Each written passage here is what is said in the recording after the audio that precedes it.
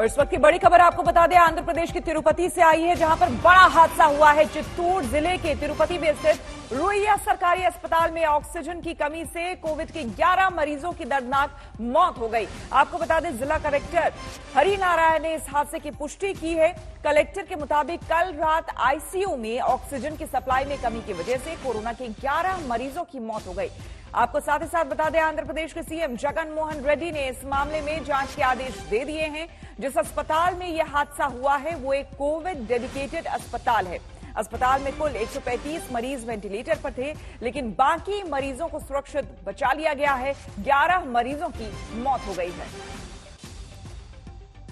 हमारे संवाददाता आशीष पांडे हमारे साथ जुड़ गए हैं ज्यादा जानकारी के साथ। आशीष, जो हॉस्पिटल है वो कुछ और कह रहा है, लेकिन जो तीमारदार हैं, जो अटेंडेंट्स हैं, जिनके अपने मर गए हैं इस कोविड में ऑक्सीजन की कमी से, वो सीधे सीधे अस्पताल पर आरोप लगा रहे हैं। जी श्वेता, आप बिल्कुल सही कह रही हैं। जो रिलेटिव्स हैं, जो अटेंडर्स हैं इन सारे पेशेंट्स के, वो लापरवाही का आरोप लगा रहे हैं। उनका कहना है कि उन्होंने ऑक्सीजन की कमी के बारे में शिकायत की थी, इसके बारे में सलाह दी थी प्रशासन को, लेकिन फिर भी ये दुखद हादसा हुआ। कल करीब 8 बजे, सोमवार की शाम करीब 8 बजे कलेक्टर के मुताबिक 8 मिनट तक ऑक्सीजन की जो सप्लाई है उसके प्रेशर में गिरावट आ गई, जिसकी वजह से कम 11 लोगों की मौत हो गई। इन 11 लोगों में 9 कोविड पॉजिटिव है, उसके अलावा 3 नॉन कोविड है जो इस अस्पताल में अपने इलाज करवा रहे थे। अगर हम इस सरकारी अस्पताल, रुइया सरकारी अस्पताल की बात करें तो ये कोविड डेडिकेटेड हॉस्पिटल है और यहाँ पर 1000 बेड्स की ट्रीटमेंट की व्यवस्था है, जिसमें से 700 ऑक्सीजन बेड है। ऐसे में अगर ऑक्सीजन की किल्लत होती तो आप अंदाजा लगा सकते हैं कितनी पैनिक फैला होगा। आशीष, जानना चाहेंगे आपसे, ये जो 11 मरीज जिनकी मौत हुई है, ये क्या वेंटिलेटर पर थे? जी हाँ, कुल 135 मरीज वेंटिलेटर से थे, जिनमें ये जो दुखद हादसा हुआ जिसमें 11 लोगों की मौत हुई है, ये भी वेंटिलेटर पे थे। और अभी डॉक्टरों की करीब 30 डॉक्टरों की टीम अभी भी बाकी पेशेंट्स को रिवाइव, उनको और उनकी स्थिति को नियंत्रण में करने में लगी हुई है।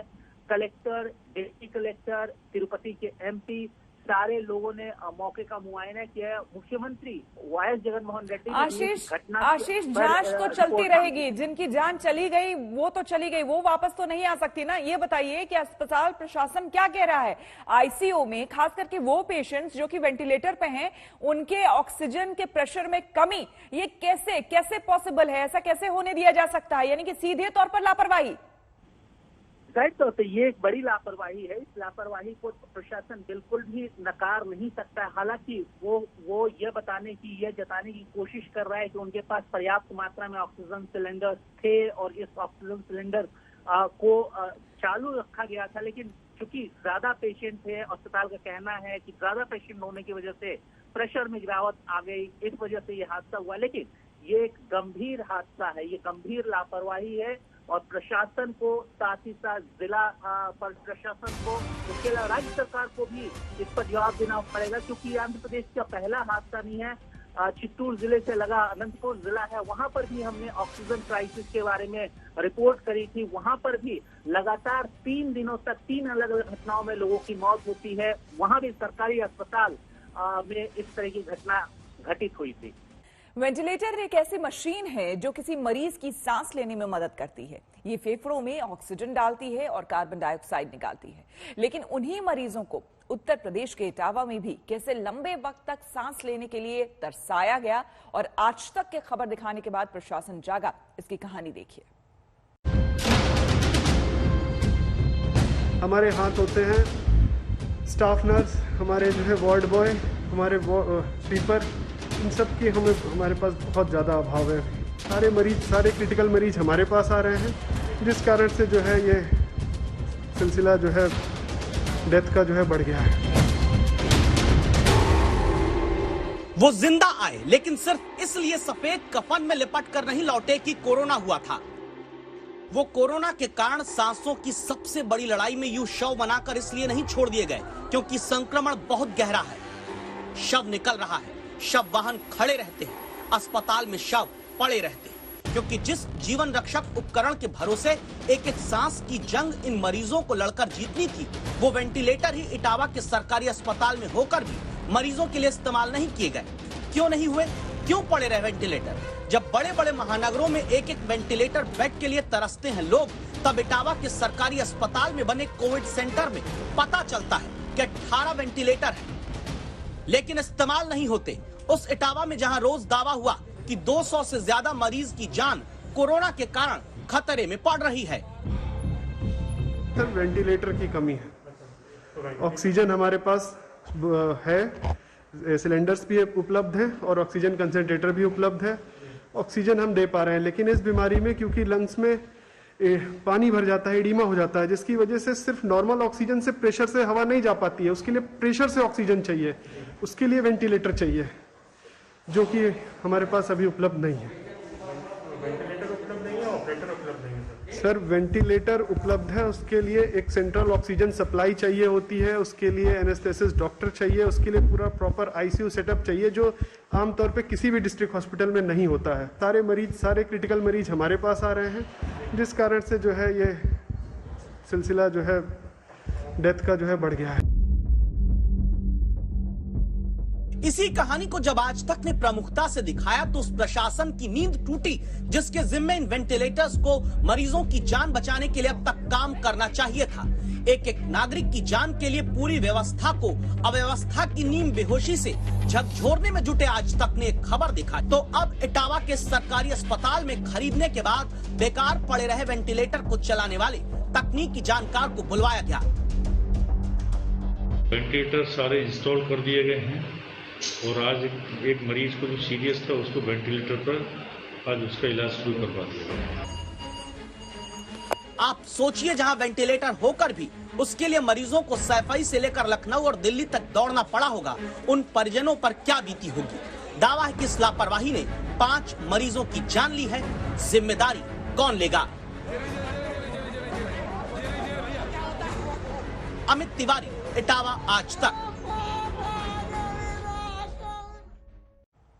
कोरोना काल में जिनसे सबसे ज्यादा उम्मीदें थी, जो बहुत कुछ कर सकते थे, उन्होंने सबसे ज्यादा निराश किया। और उन लोगों में सुपर हीरो मिले जो बहुत ही आम लोग हैं। ऐसी ही एक सुपर हीरो की बदलापुर की एक प्रेग्नेंट डॉक्टर जो कोविड केयर सेंटर में ड्यूटी कर रही हैं। देखिए।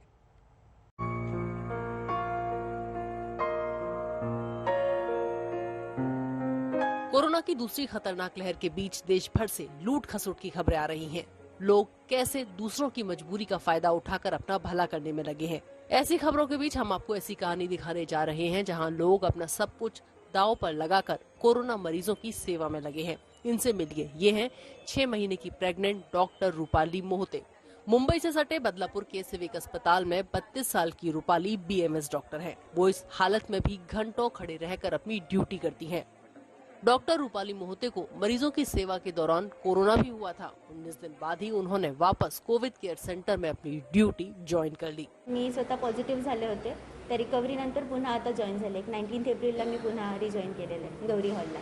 ॲक्च्युली ते सगळेजण खूप मोटिवेटिंग आहेत। कोरोनाचं जे हे असतं भयंकर स्वरूप आम्ही स्वतः घरामध्ये पाहिलेलं आहे, त्यामुळे त्यांना माहिती आहे की इमोशनल आणि मेंटल स्ट्रेस किती असतो या सगळ्यामध्ये।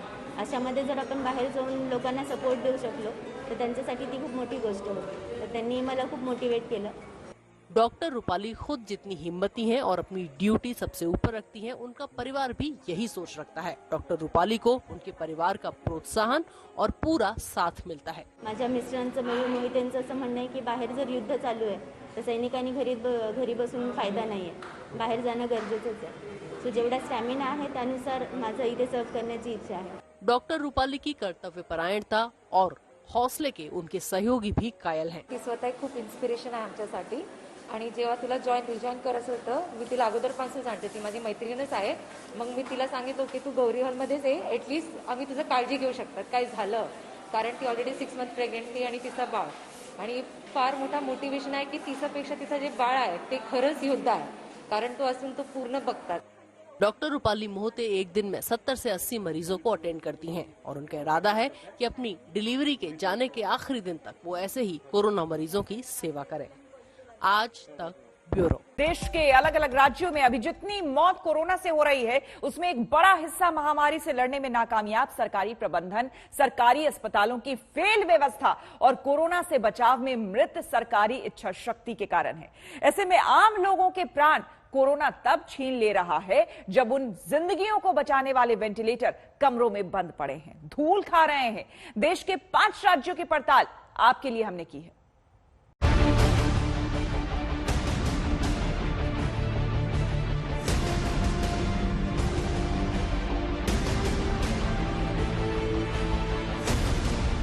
आईसीयू का कमरा जो है ये पिछले 8 महीने से बंद पड़ा है और जो हमें जानकारी मिली है कि देख सकते हैं इस अस्पताल को 6 वेंटिलेटर जो हैं वो मुहैया कराए गए थे 8 महीने पहले।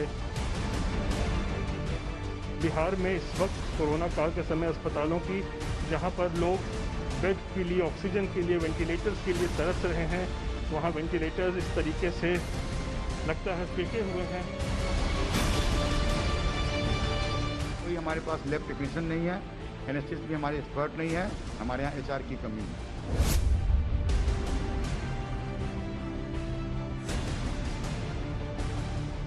अभी ये बिल्कुल सील बंद है, पैक है, इसका इस्तेमाल अभी नहीं हो पा रहा है।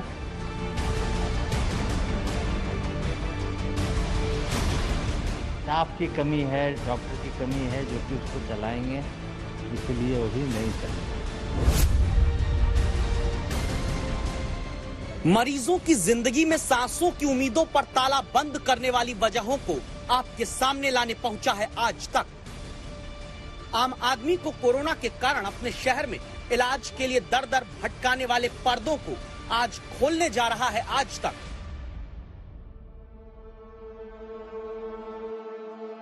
और आपको दिखाकर ये हम बिहार के स्वास्थ्य मंत्री और पूरी सरकार के साथ स्वास्थ्य प्रबंधन के हर अधिकारी को पूछना चाहते हैं कि 6 महीने से लेकर 8 महीने बाद भी जो वेंटिलेटर आम लोगों को जिंदगी की सांस दे सकते थे, वो धूल क्यों फांक रहे हैं? क्यों वेंटिलेटर 8-8 महीने बाद भी पॉलीथीन सजाकर जस के तस पड़े हैं? जिसके लिए पहले चलते हैं बिहार की राजधानी पटना से 6 घंटे की दूरी पर मौजूद अररिया के सरकारी सदर अस्पताल में, जहां आज तक संवाददाता रोहित सिंह पहुंचते हैं। तो सरकारी अस्पताल के 76 नंबर कमरे में बंद ताला चौंकाता है। रोहित सिंह कर्मचारी को बुलवाकर इस कमरे को खुलवाते हैं तो सरकारी अस्पतालों में इलाज के नाम पर क्रूरता की कहानी सामने आती है। बहुत ध्यान से इस कमरे से आई रिपोर्ट को देखिएगा, क्योंकि 1, 2, 3, ये 4, ये 5वां और ये 6ठा, जी हां, जो 6 वेंटिलेटर कोरोना के सबसे बड़े संकट काल में जिंदगी आम गरीब आदमी को दे सकते थे, वो वेंटिलेटर क्या इस्तेमाल हुए होंगे? जहां वेंटिलेटर के साथ के बेड की पॉलीथीन भी आज तक स्वास्थ्य विभाग और अधिकारी नहीं उतरवा पाए हैं। कोरोना काल में देश भर में संसाधनों की भारी किल्लत देखी जा रही है, मगर ऐसे वक्त में अगर संसाधनों की बर्बादी हो तो किसी का भी दिल दुख सकता है, विचलित हो सकता है। तस्वीरें हम लगातार बिहार के अस्पतालों की दिखा रहे हैं जहां पर संसाधनों की बर्बादी साफ तौर पर देखी जा रही है। और इसी क्रम में इस वक्त हम अररिया जिले में मौजूद हैं, सदर अस्पताल में इस वक्त हम हैं और आपको हम दिखा रहे हैं किस तरीके से यहाँ पर आईसीयू कमरे में जो है वेंटिलेटर्स की क्या स्थिति है। देखिए, मैं आपको तस्वीरें दिखा रहा हूँ। इस आईसीयू का कमरा जो है ये पिछले 8 महीने से बंद पड़ा है और जो हमें जानकारी मिली है कि देख सकते हैं इस अस्पताल को 6 वेंटिलेटर्स जो हैं वो मुहैया कराए गए थे 8 महीने पहले, मगर 6 के 6 वेंटिलेटर्स जो हैं इस वक्त कार्यरत नहीं है, इनका इस्तेमाल तक शुरू नहीं हुआ है। वेंटिलेटर यानी वो मशीन जो मरीजों के फेफड़े तक ऑक्सीजन पहुंचाकर उनकी जीवन रक्षा करती है। वो मशीन जो पीएम केयर्स फंड यानी prime ministers citizen assistance and relief in emergency situation fund के तहत पहुंचाई गई। वो मशीन जिसको पाने के लिए बड़े शहरों में लोग अपना घर तक बेचकर इलाज प्राइवेट अस्पताल में कराने को तैयार हैं। वही लाइफ सेविंग मशीन महीनों से आकर अररिया के सरकारी अस्पताल में धूल फांक रही है।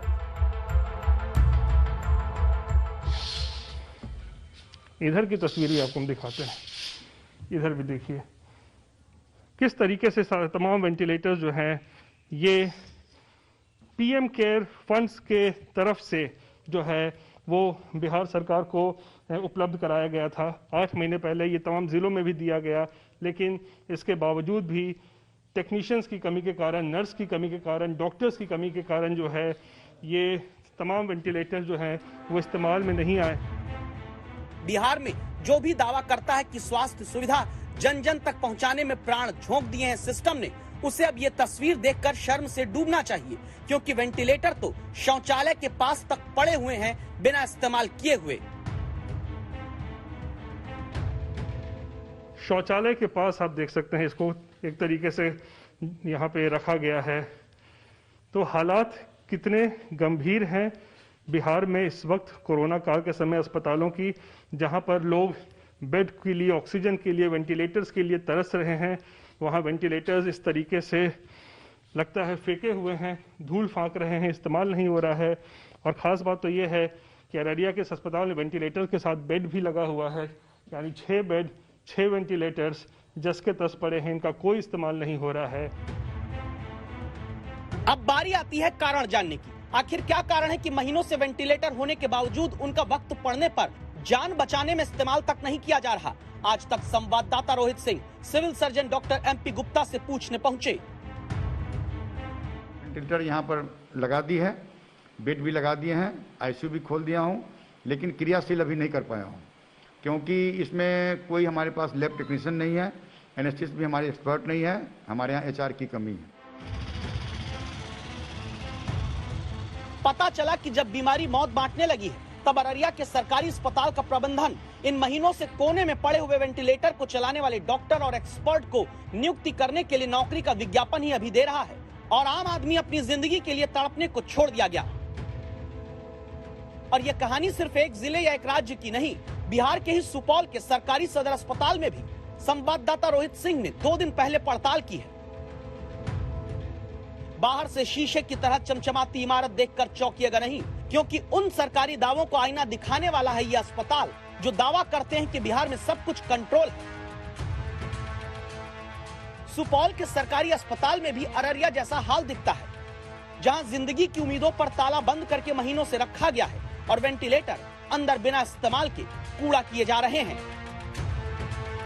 के बाहर मौजूद है, जहां पर हमें बताया गया है कि 6 वेंटिलेटर्स जो सरकार ने मुहैया कराए हैं वो यहाँ पर रखे हुए हैं। और आप तस्वीरें देखिए, यहाँ पर आप देख सकते हैं बिल्कुल नए वेंटिलेटर्स हैं।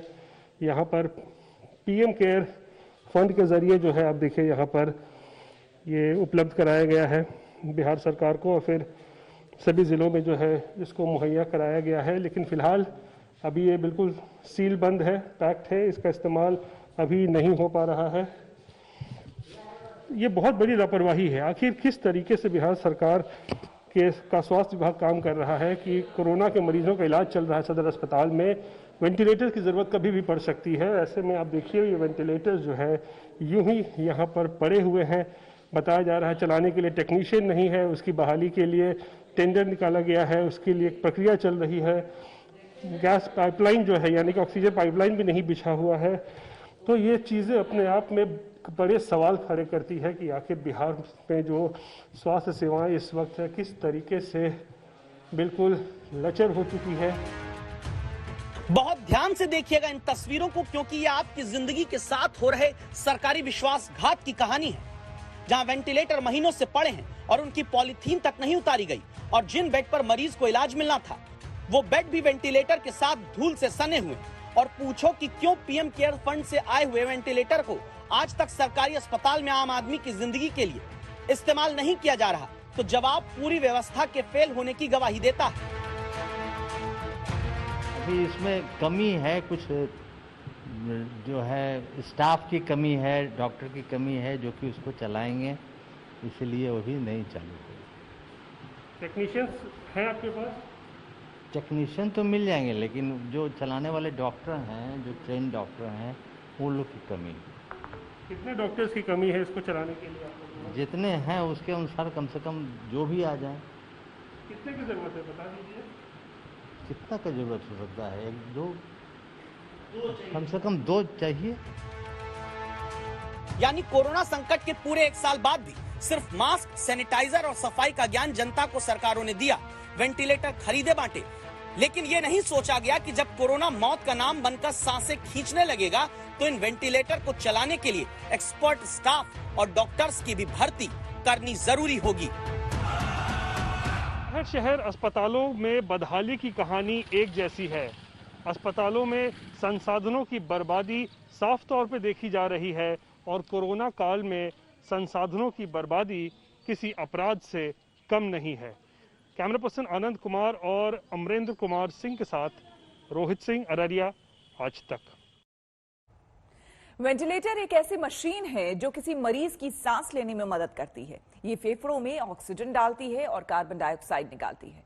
लेकिन उन्हीं मरीजों को उत्तर प्रदेश के इटावा में भी कैसे लंबे वक्त तक सांस लेने के लिए तरसाया गया और आज तक के खबर दिखाने के बाद प्रशासन जागा, इसकी कहानी देखिए।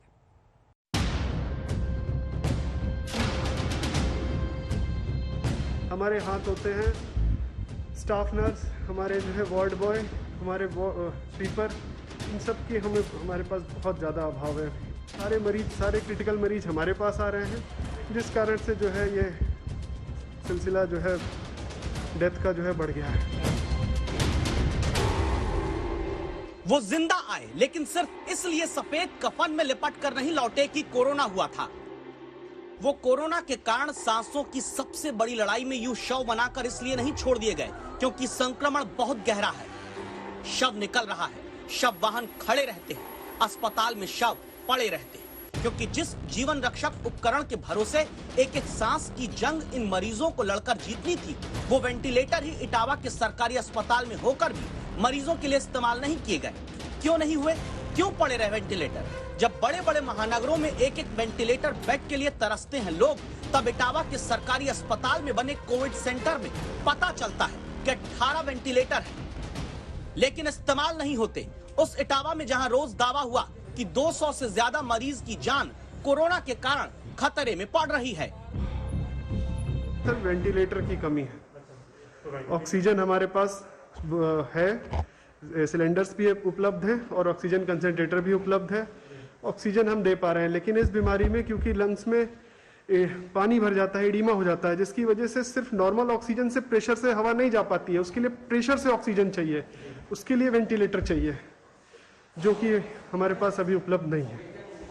वेंटिलेटर उपलब्ध नहीं है, ऑपरेटर उपलब्ध नहीं है सर। वेंटिलेटर उपलब्ध है, उसके लिए एक सेंट्रल ऑक्सीजन सप्लाई चाहिए होती है, उसके लिए एनेस्थेसिस डॉक्टर चाहिए, उसके लिए पूरा प्रॉपर आईसीयू सेटअप चाहिए, जो आमतौर पे किसी भी डिस्ट्रिक्ट हॉस्पिटल में नहीं होता है। सारे मरीज, सारे क्रिटिकल मरीज हमारे पास आ रहे हैं, जिस कारण से जो है ये सिलसिला जो है डेथ का जो है बढ़ गया है। इसी कहानी को जब आज तक ने प्रमुखता से दिखाया तो उस प्रशासन की नींद टूटी जिसके जिम्मे इन वेंटिलेटर्स को मरीजों की जान बचाने के लिए अब तक काम करना चाहिए था। एक एक नागरिक की जान के लिए पूरी व्यवस्था को अव्यवस्था की नीम बेहोशी से झकझोरने में जुटे आज तक ने एक खबर दिखा। तो अब इटावा के सरकारी अस्पताल में खरीदने के बाद बेकार पड़े रहे वेंटिलेटर को चलाने वाले तकनीकी जानकार को बुलवाया गया। वेंटिलेटर सारे इंस्टॉल कर दिए गए हैं और आज एक मरीज को जो सीरियस था उसको वेंटिलेटर पर आज उसका इलाज शुरू करवा दिया गया। आप सोचिए, जहां वेंटिलेटर होकर भी उसके लिए मरीजों को सैफई से लेकर लखनऊ और दिल्ली तक दौड़ना पड़ा होगा, उन परिजनों पर क्या बीती होगी। दावा है कि इस लापरवाही ने 5 मरीजों की जान ली है, जिम्मेदारी कौन लेगा? अमित तिवारी, इटावा, आज तक। गांव में लोग दम तोड़ रहे हैं, फिर भी स्वास्थ्य विभाग की टीम इन गांव में झांकने का वक्त उनके पास नहीं है। लेकिन सिस्टम का ये सितम सिर्फ यहीं तक सीमित नहीं है। कई अस्पतालों ने मानवीयता को ताक पर रख दिया है। बिहार से ऐसी ही एक महिला की कहानी आपको हम दिखाते हैं, जिसके लिए अस्पताल अब एक डरावनी सच्चाई बन गया है।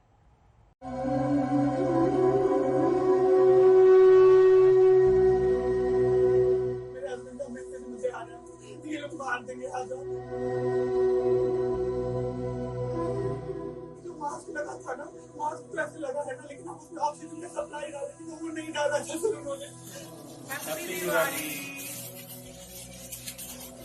फूटा था सरकारी हॉस्पिटल आ गए सर।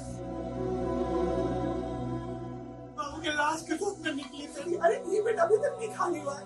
खाली नहीं हुआ मतलब क्या, कोई मरा नहीं।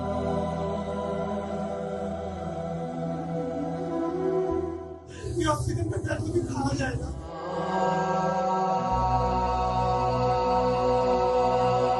ऑक्सीजन की कमी से मेरा बाबू चला गया सर। प्रॉमिस किए थे ना, डायमंड का बैंगल याद है ना, बाबू ने बोला बस वो लास्ट लाइन था मेरे बाबू के लिए। और फिर करके सबने मार दिया सर।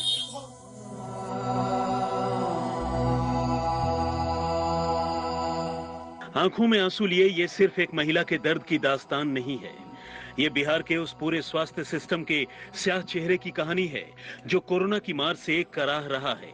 शहर शहर में इलाज के बिना लोग दम तोड़ रहे हैं और जिन्हें इलाज के लिए अस्पताल मिल भी रहा है, उनकी कहानी ऐसी है जिसे सुनकर कलेजा कांप उठेगा। हस्बैंड का मैसेज मुझे आ रहा है, ये लोग मार देंगे, आ जाओ। शाम में अचानक से मेरे हस्बैंड की तबीयत बहुत खराब होने लगी सर। इस रोड पे ऐसे लेट, जब मुझे कुछ समझ नहीं आ रहा था, अचानक से मैंने सबको कहा इनका मास्क ठीक से लगा हुआ है ना, मास्क तो नहीं लीक कर रहा ना। सब कह रहे नहीं ठीक है ठीक है। फिर मेरी दीदी गई दौड़ के डॉक्टर को बुला के लाई, जो मास्क लगा हुआ था सर। वो डॉक्टर क्या बोलते थे सर पता है कि हम लोग नहीं सोएंगे क्या, हम लोग को आराम करने का हक नहीं है क्या, बौखला देते हो हम लोग को, हम लोग आराम नहीं कर सकते क्या। जो नाइट ड्यूटी पे दरवाजा लगा के तो मोबाइल पे गाना सुनते थे और लाइट ऑफ करके सर सो जाते थे। जब वो लोग आए सर तो क्या पता चला कि जो मास्क लगा था ना, मास्क तो ऐसे लगा है ना, लेकिन हम उसमें ऑक्सीजन का सप्लाई डाले, लेकिन वो नहीं डाला था सर उन्होंने। रुचि शर्मा नाम की ये महिला अपने पति की जान बचाने के लिए 26 दिनों तक भागलपुर से पटना के अस्पतालों में धक्के खाती रही। उनके पति की जान तो नहीं बची, लेकिन उन्हें जिंदगी भर का डरावना और दर्दनाक अनुभव जरूर मिल गया। आज रात तक मुझे रुकना पड़ेगा, मेरे हस्बैंड की तबीयत नहीं ठीक है। तो वहाँ पे कंपाउंडर था, उसने मुझे बोला ये लड़की धक्का मार के निकालूं क्या यहाँ से।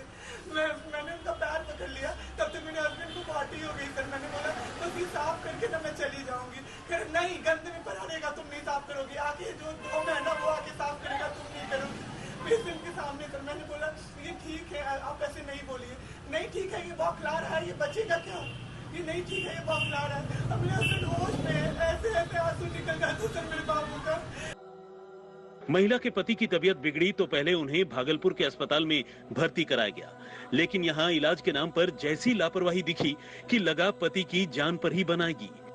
तो मैंने बोला बाबू डॉक्टर कह रहे हैं कि तुम्हारी तबीयत ठीक हो रही है। तो उसने मुझे बोला एकदम बस डर, उसने बोला कि बस ऑक्सीजन का डर और कुछ नहीं मुझे यहाँ। फिर एक दिन मुझे बोला ये डर ना मुझे खा जाएगा, ये ऑक्सीजन का डर मुझे खा जाएगा।